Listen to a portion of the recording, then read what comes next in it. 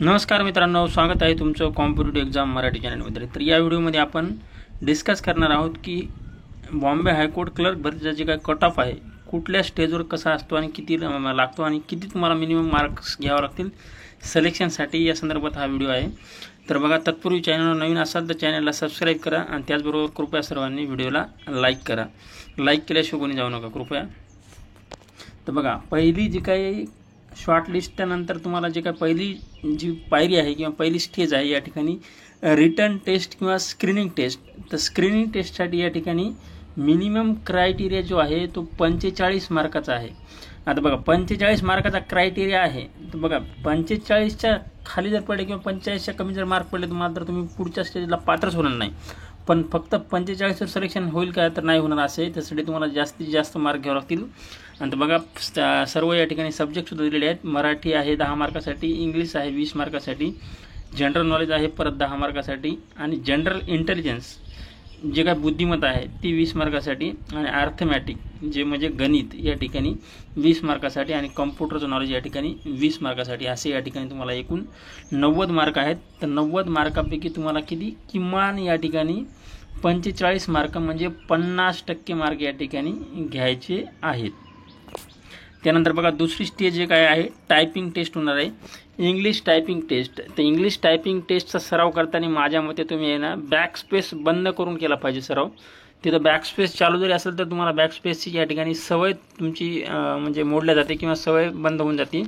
त्याच्यामुळे बॅकस्पेस बंद करून तुम्ही प्रॅक्टिस करा। बॅकस्पेस बंद करायचं सॉफ्टवेअर वगैरे मी ऑलरेडी दिलेलं आहे तुम्हाला, ते तुम्हाला चॅनलवर मागच्या एखाद्या व्हिडिओमध्ये किंवा चॅनलवर जे काही इंग्लिश टायपिंग संदर्भात जे काही व्हिडिओ आहे त्या संदर्भात तुम्हाला बॅकस्पेस बंद कसं करायचं त्याचं ॲप्लिकेशन, त्याचबरोबर त्याचं ट्युटोरियल वगैरे सर्व या ठिकाणी आपल्या चॅनलच्या माध्यमातून उपलब्ध करून देण्यात आलेलं आहे। तर बघा, इंग्लिश टायपिंग जे काय आहे ती 400 शब्दाचं असतील, आणि यावेळेस 400पेक्षा जास्त असतील कदाचित, 450 पर्यंत प्रॅक्टिस करत राहा। तर बघा, इंग्लिश टायपिंगमध्ये किमान तुम्हाला 10 मार्क घ्यायचे आहेत। तर बघा, 10 मार्क फक्त तुमचे किमान आहेत, म्हणजे तुम्ही पुढच्या स्टेजला पात्र होण्यासाठी किमान 10 मार्क आहेत। पण तुम्हाला सिलेक्शन घ्यायचं असेल तर माझ्यामध्ये आउट ऑफचा विचार करा, 20 पैकी 20 किंवा 20 पैकी 18-17 असे विचार करा आणि त्यानुसार प्रॅक्टिस करा। तुम्ही 10 मार्काचा विचार नका करू, तुमच्याकडे आता वेळ भरपूर आहे, त्याच्यामुळे 10 मार्काचा विचार न करता पैकीच्या पैकी कसे मार्क घेता येतील। आता तुमची जी काही साधारण टायपिंग आहे माझ्या मते सप्टेंबर किंवा ऑक्टोबरमध्ये होईल टायपिंग, त्याच्यामुळे तुम्ही टायपिंग टेस्टचा आत्तापासून सराव करा, छानपैकी चांगला सराव करा। आणि त्याचबरोबर टायपिंग टेस्ट करताना थोडंसं काय करा, बॅकस्पेस बंद करा आणि एकदम शांत ठिकाणी टायपिंग न करता एका गोंधळाच्या ठिकाणी, म्हणजे आपलं जसं फॅमिली पूर्ण असेल ते फॅमिलीच्या आतमध्ये बसून किंवा फॅमिली सर्व आजूबाजूला बसलेली असेल अशा गोंधळामध्ये, किंवा गाणे वगैरे चालू ठेवून प्रॅक्टिस करा, कारण तिथं तुम्हाला एकदम शांतपणे परीक्षा देता येत नाही, तिकडे धडधड सगळं आवाज असते। त्याच्यामुळे तुम्ही काय करा, प्रॅक्टिस करताना थोडंसं गोंधळाचं वातावरण ठेवा, जसं की समजा गाणे वगैरे चालू ठेवून प्रॅक्टिस करणे असं वगैरे तुम्ही करू शकता। होम थिएटर किंवा तुमचा स्पीकर वगैरे जे असेल त्याच्यावर गाणे वगैरे चालू ठेवून प्रॅक्टिस करू शकता। त्यानंतर बघा, तुमचं तिसरी जी काही स्टेप आहे ते या ठिकाणी वायवा म्हणजेच इंटरव्ह्यू या ठिकाणी स्टेप असणार आहे। तर या वायवामध्ये तुम्हाला फायनल सिलेक्शनसाठी किमान 16 मार्क असणं आवश्यक आहे। तर इंटरव्ह्यू संदर्भात आणखीन एखादा व्हिडिओ येईल आपल्या चॅनलच्या माध्यमातून। आणि त्याचबरोबर मित्रांनो, सर्व या ठिकाणी मागच्या टेस्ट सिरीजमध्ये आपण या सर्व टॉपिक कव्हर केलेले आहेत। ज्यांना कोणाला टेस्ट वगैरे ही हवी असेल, आता यावेळेस तर मी मागच्या वेळेस ती पेड दिली होती, पण यावेळेस मी ती फ्री देणार आहे, जी काही जुनीच आहे। यावेळेस मी नवीन वगैरे तयार केलेली नाही। जुनी टेस्ट सिरीज हवी असेल तर मोबाईल नंबर घ्या, 98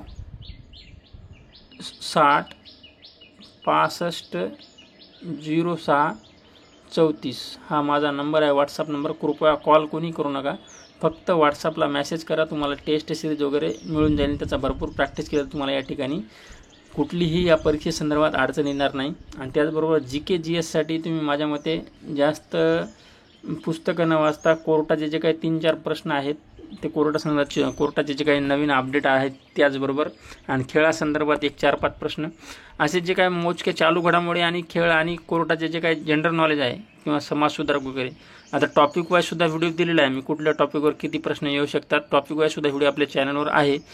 तर त्यांची लिंक वगैरे प्रोव्हाइड करण्याचा प्रयत्न करेल. त्याच्यामुळे चॅनलवर नवीन असाल तर चॅनलला सबस्क्राईब करा आणि त्याचबरोबर कृपया सर्वांनी व्हिडिओला लाईक करा. आणि जो काय पुढचा व्हिडिओ असणार आहे, तुम्हाला तुमचे डॉक्युमेंट कोणते कलेक्ट करून ठेवायचे आहेत त्या संदर्भात व्हिडिओ असणार आहे.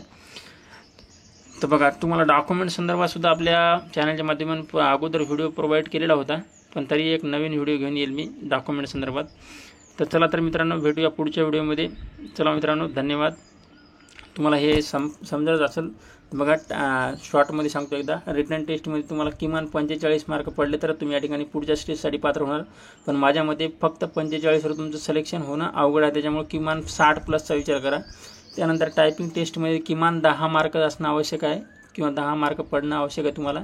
पण 10 मार्कावर सिलेक्शन होणं अवघड आहे माझ्या मते, तरी स्पर्धा खूप आहे. त्याच्यामुळं 10चा विचार न करता 17-18 किमान 20पैकी 20 किंवा 17-18 असा विचार करा.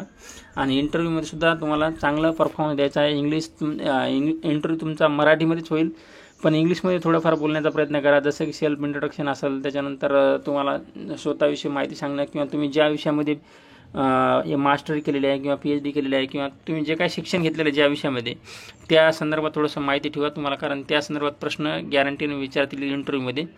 तुमचं जे काही समजा ज्याच्यामध्ये शिक्षण वगैरे झालेलं आहे त्या संदर्भात चांगली माहिती ठेवा.